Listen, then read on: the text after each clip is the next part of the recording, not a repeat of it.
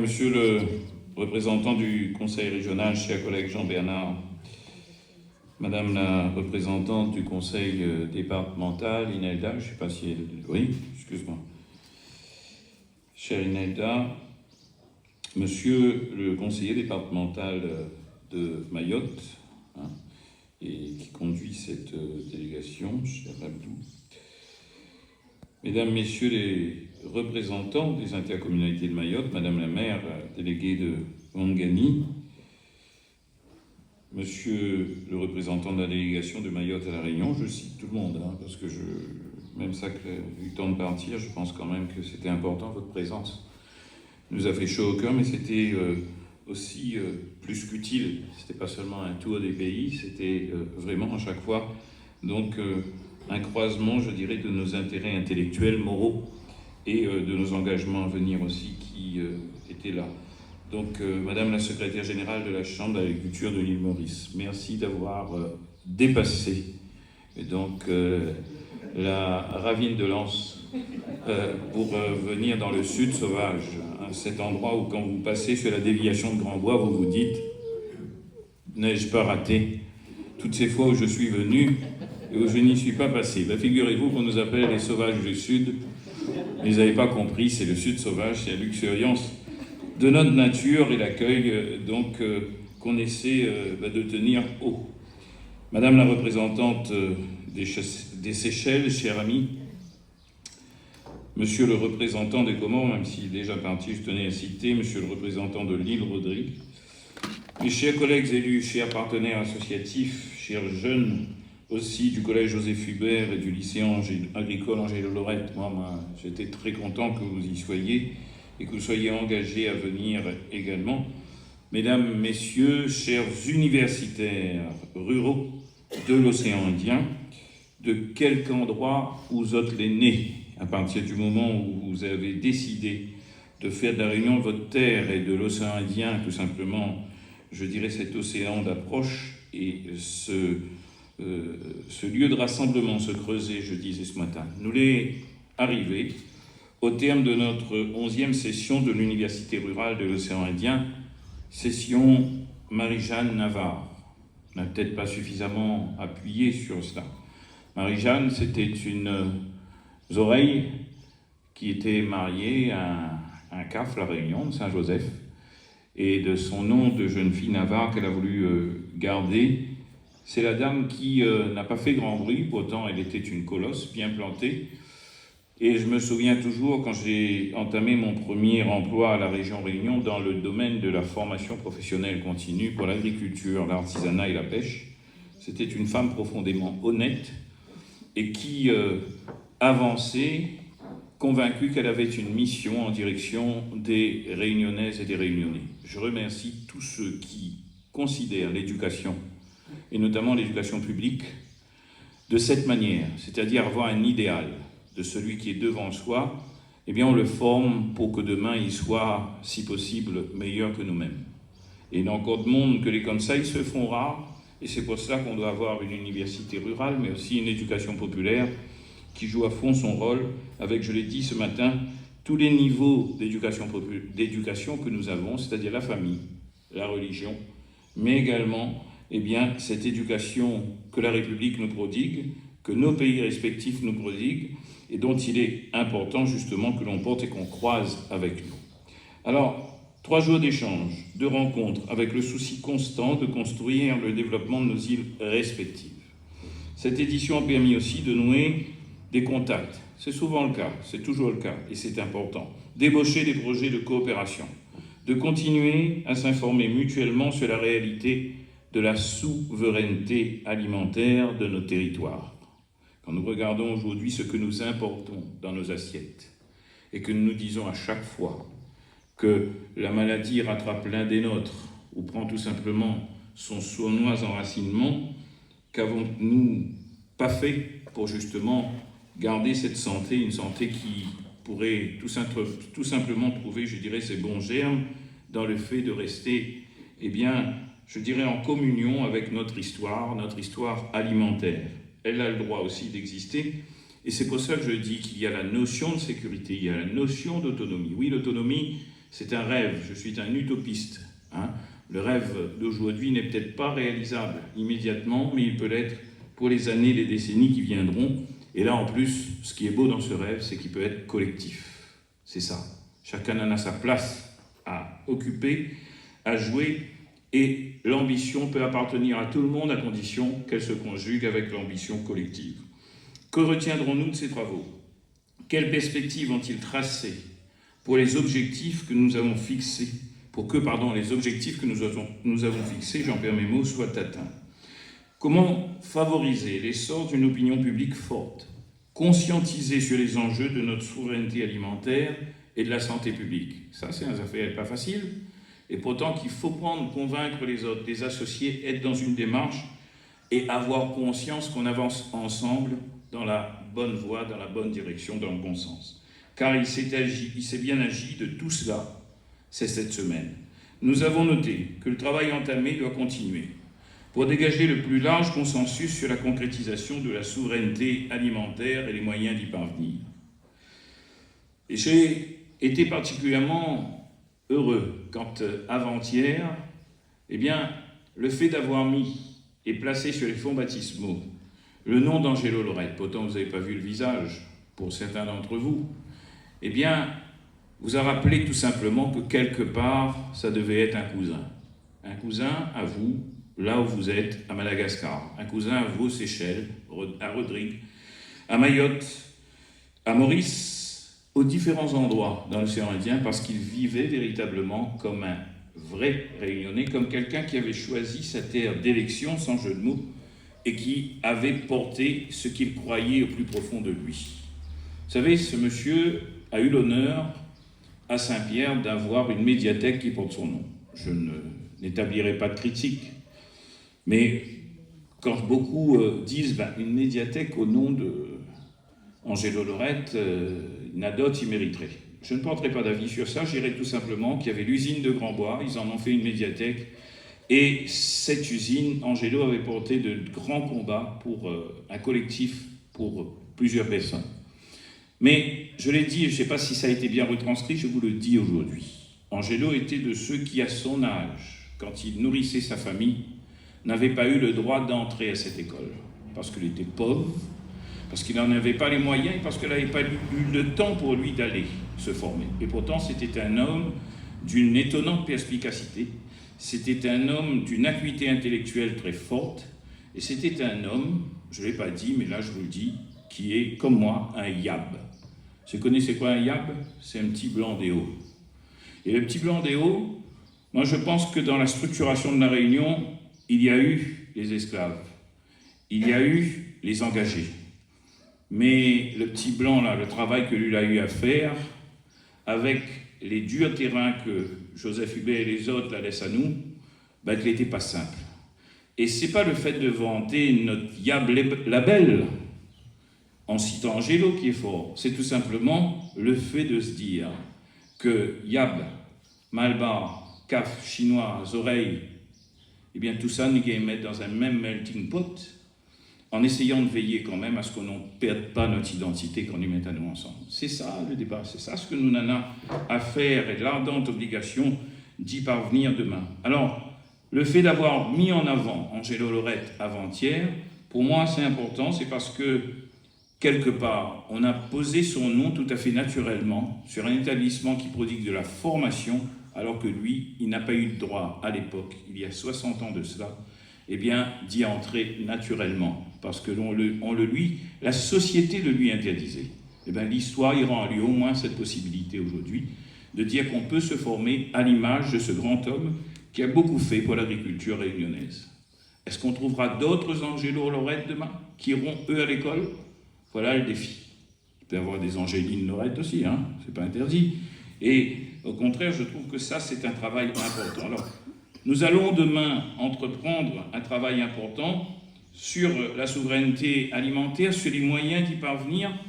Nous avons le devoir, justement, de nous rappeler que ces gens-là ont mis, eux, les rails en question. Ils parlent de diversification.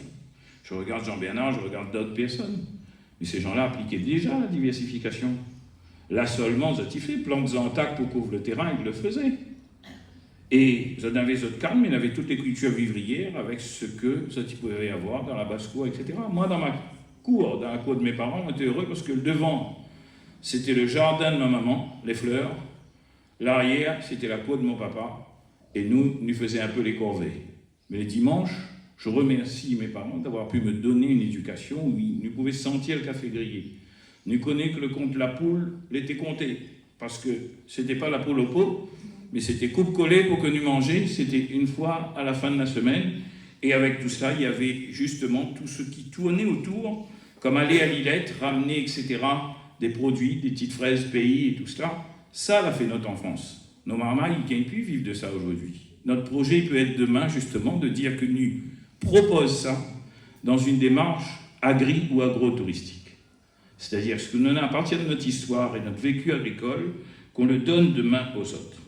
Est-ce un tort d'y rêver? Non. C'est même un devoir, à condition qu'on se dise, ne fait pas tout seul, mais nous mettre ensemble. Ensemble avec moins d'azote. Hein? Là, il échappe plus, là.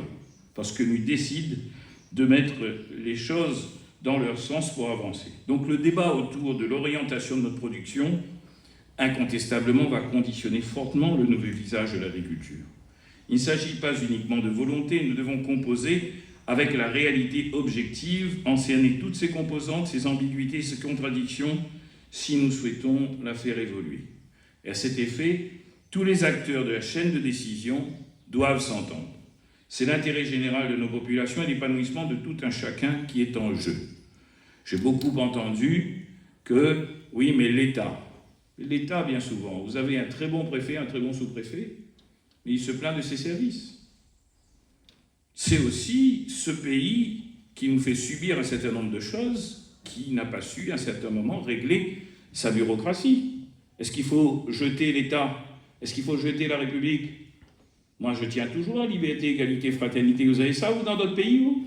Pensez que les États-Unis savent avoir ça, là, dans les jours qui viennent? Je donne mon avis parce que je ne mets jamais mon drapeau de ma poche. Mais quel que soit l'endroit dans le monde, nous avons la chance d'être français. Et quand on n'est pas d'accord, on a le droit aussi de dire, on n'est pas d'accord, il veut corriger certaines lignes de compte. Eh bien, ça vaut aussi pour l'Europe. Je suis fier qu'on soit européens, nous, parce qu'on a des moyens de l'Europe. Sachons profiter. Les députés européens que nous avons eus, comme Paul Vergès, comme Jean-Claude Fruteau avant Younous Omarji, eh bien, ce sont des gens qui ont travaillé pour l'agriculture réunionnaise et qui ont travaillé surtout pour l'ancrage des départements d'outre-mer dans l'Europe. Et c'est comme ça que dans les années 80, 85, 89, 90, 91, 92, eh bien, ça a su mettre en place le nouveau traité de fonctionnement de l'Union européenne et faire de nous des RUP, des régions ultra-périphériques. Nous, Français, mais également des Portugais, insulaires ou des Espagnols. Eh bien, tout cela nous confère un devoir, c'est justement d'agir, comme je le disais ce matin, pendant qu'on a justement les moyens de le faire. Alors, cette volonté, je crois vraiment qu'il faut qu'on la mette et que la mettre ensemble et qu'on veuille réussir. Cet épanouissement dont je parlais à l'instant passe par la dignité de la personne. Et il n'y a pas de dignité quand le bien manger de la personne n'est pas assuré. La base de la souveraineté alimentaire, il commence par là. Vous l'avez dit. Lors d'un échange avec des participants, j'ai retenu l'idée de travailler à un ouvrage commun sur la souveraineté alimentaire de chacune de nos îles. Ce serait formidable, ça. On a déjà les ingrédients. Il faut travailler en proposant une modélisation des conditions de sa réalisation. Un ouvrage scientifique et populaire qui servirait à tous. Dans un autre atelier, j'ai pu noter aussi qu'on a insisté sur le fait qu'un aliment ne peut pas être qu'un produit banal interchangeable, qu'on produit, qu'on vend, qu'on porte le produit final, mais en même temps toute la chaîne de sa construction. Parce qu'il y a souvent là-dedans de l'humain. Et l'humain, ça n'a pas de valeur, si ce n'est que ça a la plus grande valeur. Et donc, il est le produit des conditions objectives de sa production. Il résulte des traditions culturelles et historiques d'un pays. C'est pourquoi nous avons insisté sur la nécessité d'une approche respectueuse des cultures de nos territoires et des niveaux de développement de chacun des pays. Nous avons esquissé ce matin les perspectives de coopération solidaire entre les îles de l'océan Indien, tant au niveau de la production que de la commercialisation. Moi, on est conscient que d'énormes freins existent, comme vous. Et à ce niveau, la Commission de l'océan Indien a un rôle important à jouer pour faciliter les échanges économiques entre les îles. Nous avons la chance d'avoir des gens qui ont occupé des postes et qui peuvent encore occuper des postes, dedans ou autour de la Commission de l'océan Indien. Nous avons été tous marqués par la conférence introductive de Patrick Poirot, qui avait un seul problème, c'était de tenir dans le chrono qu'on lui avait donné. D'ailleurs, Al, il ne connaissait pas s'il avait donné une demi-heure, 3/4 d'heure ou 1h30. Et Patrick, mon ami, pas parce qu'il a le même prénom que moi, mais parce qu'il a travaillé à l'évolution de notre agriculture depuis de très nombreuses années, de très nombreuses décennies. Il a su, je pense, nous faire prendre conscience des réels enjeux de la souveraineté alimentaire. Gaillard chemin, comme dit Créole, était parcouru, et incontestable. Moi, j'ai entendu Victorin Lurel, Toto Lurel, me dire à plusieurs reprises « Vous êtes l'exemple des Outre-mer ». Mais il n'est pas parce que nous c'est l'exemple que nous n'avons pas le droit de penser aux générations qui viennent derrière et comment nous doivent préparer pour demain. Je vous le disais ce matin, dans les années 70, nous étions 450 000 habitants. Aujourd'hui, nous sommes 900 000. Ben forcément, il a fallu manger des terres. Mais demain, pour loger 100 000 ou 150, il ne faudra pas manger autant de terre que l'a mangé avant, sinon ben, c'est nous les manger. Donc il y a aujourd'hui un vrai travail à faire. Alors, à partir de ce que Patrick Poirot, dans son exposé, l'a fait ressentir à nous et conscientise à nous, moi, il y a une question, c'est allons-nous gérer notre transition agricole au fil de l'eau en laissant faire les choses ?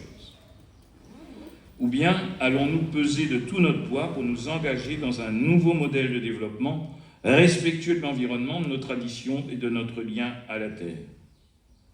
Vous êtes toutes que les là, et ça était là avant vous ce matin, physiquement ou dans les jours qui ont précédé, ont une expérience en la matière, ont réussi en la matière.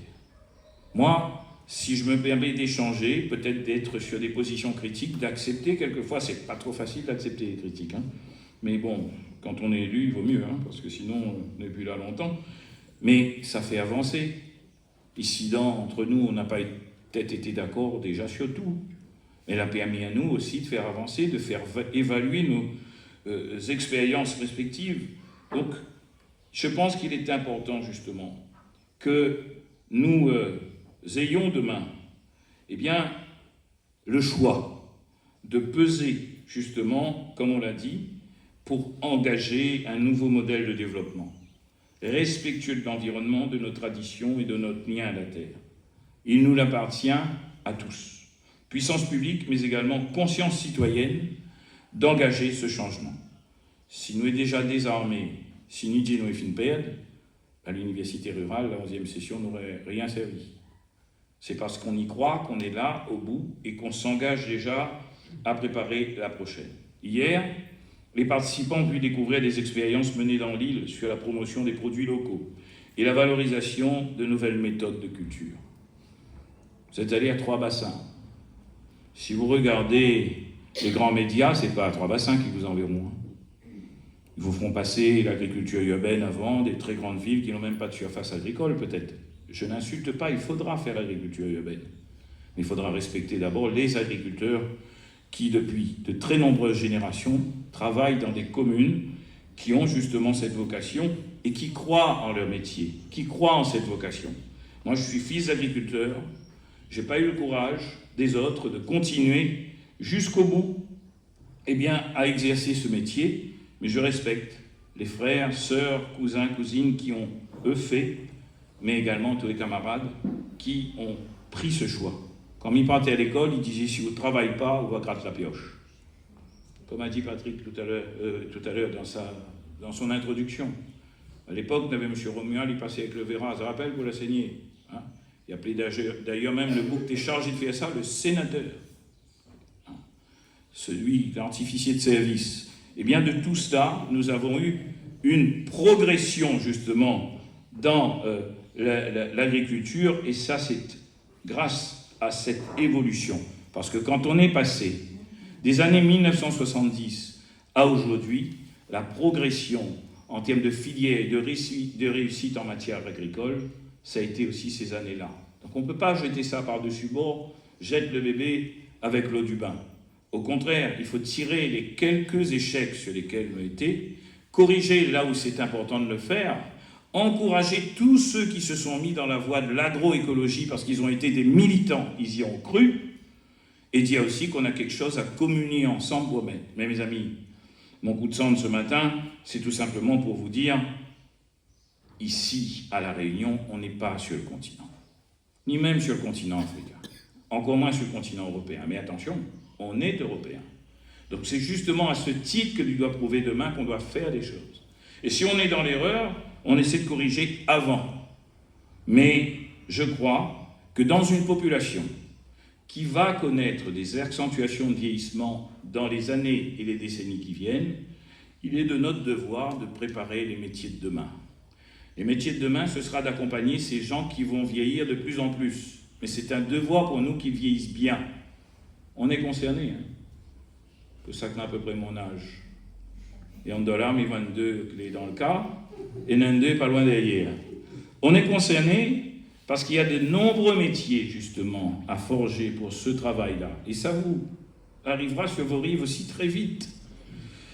Eh bien, de tout cela, il faut que nous forgions justement l'avenir de demain, nous préparions les générations pour travailler, pour former, pour éduquer aussi les autres. Et je dirais que quand je parlais d'hier et de ce que les participants ont pu découvrir des expériences, je l'ai dit, il y a des financements publics qui existent et il faudra réorienter un certain nombre pour qu'ils puissent accompagner plus fortement ces expérimentations, pour qu'ils puissent accompagner justement dans notre pays, ici à La Réunion, la préparation de la transition démographique que l'INSEE nous programme pour 2044. Mais vous savez, c'est un horizon, hein. Le million d'habitants depuis le temps que j'entends parler. Hein. Donc, nous donnons un cap, mais à chaque fois on se dit, ah, on a encore un bout pour naviguer, parce que c'est pas tout à fait là, la petite île en question, il faut arriver après. Alors, il faut préparer, non pas dans la peur, ce million d'habitants, il faut se dire qu'on a justement des ambitions, et préparer, c'est pas avoir 1 million de chômeurs, c'est se préparer à avoir 1 million d'habitants avec justement des gens qui travaillent, des gens qui accompagnent leurs familles qui ont pris de l'âge, et des gens qui préparent une alimentation saine, sécurisée, mais aussi souveraine, pour pouvoir justement alimenter les plus anciens comme les plus jeunes.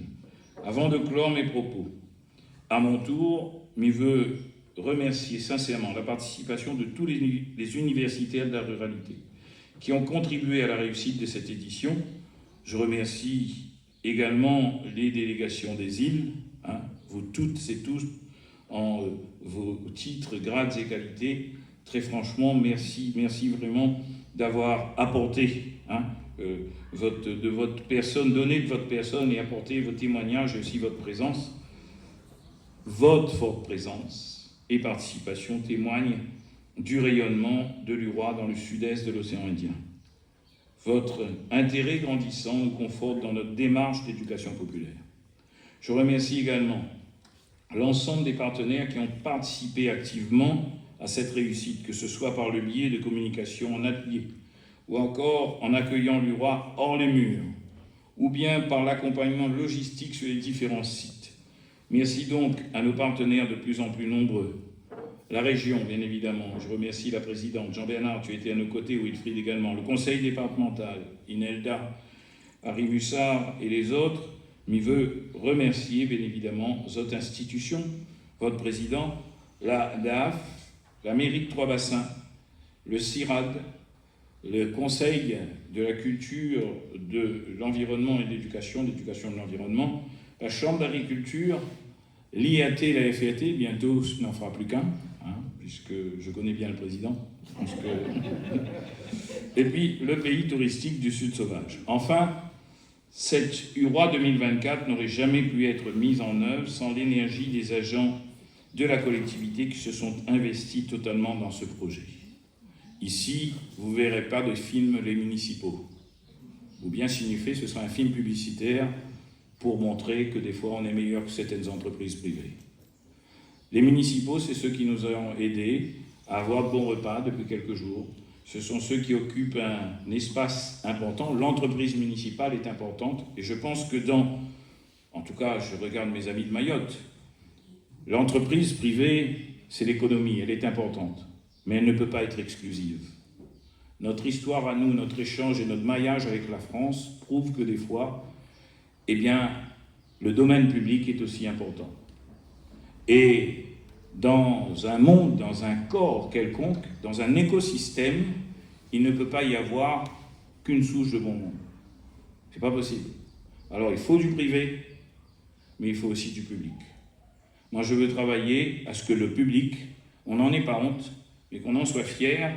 Et donc c'est pour cela que, eh bien peut-être que demain ça peut être aussi, parmi nos échanges à venir au sein de l'URA, nous avons beaucoup de choses à mettre en avant.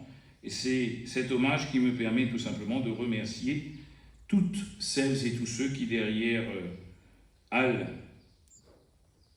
Amanagom et Agnès Gueslo-Payette, donc se sont mobilisés, derrière mes élus également, pour faire en sorte que nous puissions réussir cette URA 2024. Cette réussite leur doit beaucoup, car cette organisation représente un vrai défi tous les 2 ans, et m'y connaît que ça que les filles engagent Azote à chaque fois à faire dans nos pays respectifs, combien c'est pas facile, et je salue d'ailleurs votre esprit d'entreprise en la matière. Donc un grand merci à chacun d'eux, à chacune d'entre elles, pour avoir accepté de relever ce challenge, en acceptant parfois d'accomplir des missions hors de leur champ d'intervention habituel. L'URA permanente, je le souhaite, prendra le relais de cette édition pour concrétiser à son humble niveau les projets qui ont été esquissés. C'est un affaire à ça, l'URA permanente. C'est-à-dire que ne pas attendre seulement qu'on ait des événements, mais savoir établir entre nous un véritable lien universitaire, mais aussi de pratique, d'échange, créer une communauté d'intérêts, mais intérêts propres et sains, entre nos pays respectifs, entre nos associations, entre nos entreprises demain, mais avec la volonté d'y parvenir et de dire que ceux qui, par le passé, ont quitté la grande île, l'île-mère, ou l'Afrique, ou l'Europe, ou l'Asie, ou l'Inde, ou tous ces pays qui ont structuré justement nos îles respectives, eh bien que nous ayons pour eux le souci de dire merci pour ce que vous nous avez offert, anciens que vous êtes, d'être venus de différentes civilisations et de nous permettre aujourd'hui de croiser avec ça dans une créolité ou dans un mixage de nos ressemblances mais aussi de nos différences. Et c'est, à mon sens, je le disais ce matin, je le répète cet après-midi, un formidable creuset pour nos réussites futures. Donc merci d'avoir participé et contribué à la réussite de cette Université rurale de l'océan Indien 2024, 11e session. Place à la toute prochaine, et nous en trouve.